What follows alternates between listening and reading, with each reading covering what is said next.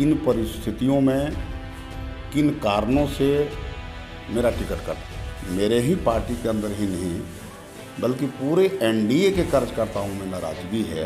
News for Bihar में आप सभी का स्वागत है।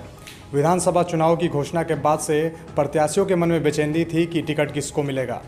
जो वर्तमान प्रतिनिधि थे या विधायक थे उनको भी चिंता थी कि मेरा टिकट कटेगा या बचेगा। इसी क्रम में हम आज जीरादेव विधानसभा क्षेत्र में पहुंचे हैं, जहां पर वर्तमान विधायक रमेश कुशवाहा से खास बातचीत करेंगे और जानेंगे कि आखिर क्यों टिकट कटा। तो स्वागत है सर आपका हमारे चैनल में। आपके चैनल को बहुत बहुत बधाई, धन्यवाद मेरी ओर से। सर, आप किस तरह देखते हैं कि आप वर्तमान विधायक हैं फिर भी आपका टिकट कट गया, इस बारे में क्या कहेंगे आप? देखिए, जहाँ तक टिकट कटने की बात है, इसके बारे में तो हमारे पार्टी के जो राष्ट्रीय अध्यक्ष और माननीय बिहार के मुख्यमंत्री श्री नीतीश कुमार जी ही बेहतर बता पाएंगे। इसकी जानकारी हमें नहीं है, न तो हमें बुलाया गया, न हमसे कोई बातचीत की गई। जिस दिन प्रदेश मुख्यालय में, पार्टी के प्रदेश मुख्यालय के कर्पूरी सभागार में प्रेस वार्ता के दौरान जो लिस्ट जारी हुई उसमें मेरा नाम नहीं था। बस मुझे इतनी ही जानकारी है। सर, ऐसा देखा जा रहा है कि सिवानी नहीं, बिहार के भी कई जगहों पर जितने भी विधायक थे वर्तमान उनको बदल दिया गया है, इधर उधर कर दिया गया है, सीट को चेंज कर दिया गया है। इसमें सरकार क्यों ऐसा कर रही है, क्या आप कुछ इस बारे में बता सकते हैं? देखिए, पार्टी के राष्ट्रीय अध्यक्ष को ये सब राइट है कि वो सीटों को चेंज कर दें। उसमें हम लोग और कहाँ किन विधायक को किन परिस्थितियों में काटा गया इसकी भी मुझे जानकारी नहीं है। जदयू के कुछ नेता बागी भी हो गए और उनका कहना है कि पैसे लेकर और टिकट बांटा गया है इस बार। इस पर क्या कहेंगे आप? देखिए, इसके बारे में भी हमें कोई जानकारी नहीं है कि किनसे पैसा लिया गया, नहीं लिया गया, इसे हमें जानकारी नहीं है। हमसे पैसा नहीं मांगा गया। आप विधायक हैं, आप क्षेत्र में दौरा कर रहे हैं, जनता की क्या राय है आपको कि निर्दलीय चुनाव लड़ना चाहिए, नहीं लड़ना चाहिए, आपकी क्या? देखिए, अभी तो हम अपने कार्यकर्ताओं से पटना से हम लौटे 2 दिन पहले, तो यहाँ भी कम से कम 150 कार्यकर्ता आए थे। जिस दिन हमारी प्रेस वार्ता थी उनसे मिले, मैरवा के भी कार्यकर्ताओं से मिले। हर प्रखंड के जो 3 प्रखंड हैं, 3 प्रखंड के कार्यकर्ताओं से भी हम मिल रहे हैं। जो वर्तमान विधायक टिकट मिला है जिनको, क्या आप उनका समर्थन करेंगे क्योंकि वो आपके पार्टी के हैं और आप वरिष्ठ नेता भी हैं? देखिए, हमारे के समर्थन करने से जीत हार में कोई फर्क नहीं पड़ता है। आम जनता जिसे चाहेगी उसे जिताएगी और जिसे चाहेगी उसे हराएगी। ये जनता का फैसला होता है। कोई भी उम्मीदवार जब आता है तो जन अदालत में खड़ा होता है और जन अदालत का जो फैसला होता है उस सबको मानना पड़ता है। नहीं, आपके टिकट कटने से काफ़ी आपके कार्यकर्ता जो है, आपके समर्थक है, काफ़ी नाराज हैं। उनके लिए क्या आप चुनाव लड़ेंगे? देखिए, स्वाभाविक है कि बड़े कार्यकर्ता हूँ या जदयू के कार्यकर्ता हूँ, नाराजगी तो है, लेकिन निर्णय तो जनता को लेना है। जनता किनके पक्ष में खड़ी होती है वो तो 3 तारीख को पता चलेगा। आप वर्तमान विधायक रहे हैं 5 सालों तक, अपने क्षेत्र में क्या कार्य किए हैं, इस बारे में कुछ बताएं।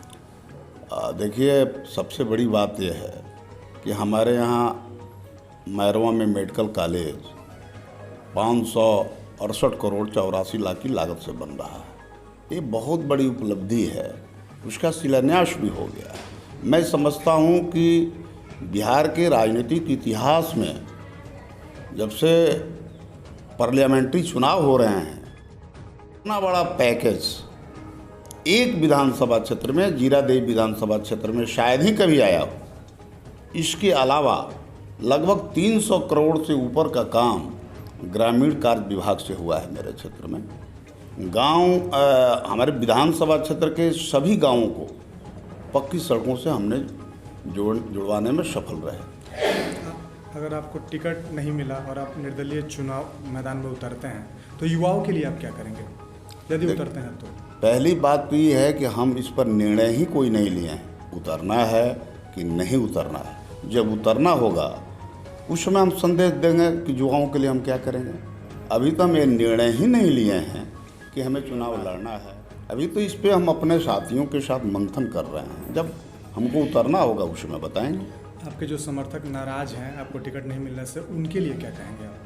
हमसे क्या हमारे सारे समर्थक पूरे धैर्य के साथ धैर्य बनाए हुए हैं और समय आने पर वो निर्णय लेंगे। तो आपको ऐसा लगता है कि टिकट कटना ये आला कमान का निर्णय है? अरे भाई, टिकट आला कमान ही देता है और काटता भी है औले कमान। कोई लोकल कार्यकर्ता ना किसी को टिकट देते हैं ना किसी का काटते हैं। वो जरूर जा कर के नेतृत्व के सामने अपनी बात रखते होंगे, अपने टिकट की मांग करते होंगे। हर पार्टियों में, हर विधानसभा क्षेत्रों से 8, 10, 12 सब लोग आवेदन देते हैं, अपना बायोडाटा जमा करते हैं और टिकट की मांग करते हैं। लोकतंत्र में ये होना भी चाहिए। क्या आपको नहीं लगता कि इस तरह टिकट के बंटवारे से जो जनता नाराज है उससे एनडीए में बिखराव आएगा? ये बिखराव आएगा कि नहीं आएगा, ये हमारे यहाँ सेकंड फेज में चुनाव होना है। ये जब जैसे चुनाव कैंपेनिंग शुरू होगा उस समय पता चलेगा। अभी हम कुछ नहीं कर सकते। एक तरफ जहां एलजेपी ने जदयू का साथ छोड़ दिया है, वहीं दूसरी तरफ जहां जहां बीजेपी के कैंडिडेट है वहां अपने कैंडिडेट नहीं उतार रही है। इस पर क्या कहेंगे? देखिए, बात सही है कि एलजेपी तो ये कह रहा है कि हम एनडीए में नहीं हैं अभी बिहार में। वो कह रहे हैं कि हम केंद्र में एनडीए में हैं। ये उनका स्टेटमेंट, राष्ट्रीय अध्यक्ष हैं माननीय चिराग पासवान जी, उनका ये कहना है। और ये भी वो कह रहे हैं कि जहाँ कहीं भी जदयू का उम्मीदवार होगा वहाँ हम अपना उम्मीदवार उतारेंगे। तो अभी तो टिकट का वितरण ही चल रहा है, कहाँ से कौन उम्मीदवार आएगा, जीरादेई में भी एलजेपी का कौन उम्मीदवार आएगा हमें कुछ पता नहीं है, या रघुनाथपुर में एलजेपी का उम्मीदवार कौन आएगा। यहाँ 8 विधानसभा क्षेत्र हैं जिसमें 4 जदयू है, 4 बीजेपी है। तो जहाँ से जदयू लड़ रहा है वहाँ से एलजेपी का उम्मीदवार कौन होगा वो हमें जानकारी नहीं है और हमने किसी राजनीतिक पार्टी से किसी तरह संपर्क नहीं किया है। चुनाव में बहुत कम समय बच गए हैं, तो आप कब तक ये निर्णय ले सकते हैं कि चुनाव मैदान में उतरना है या नहीं? देखिए, हमें जो निर्णय लेना होगा हम 14 तारीख को निर्णय लेंगे। जैसा कि देखा आपने, अभी हमने जीरादेई के वर्तमान विधायक से बात की। उनका कहना है कि टिकट देना या ना देना पार्टी के आला कमान का निर्णय है। अब देखना ये होगा कि वो चुनावी मैदान में उतरते हैं।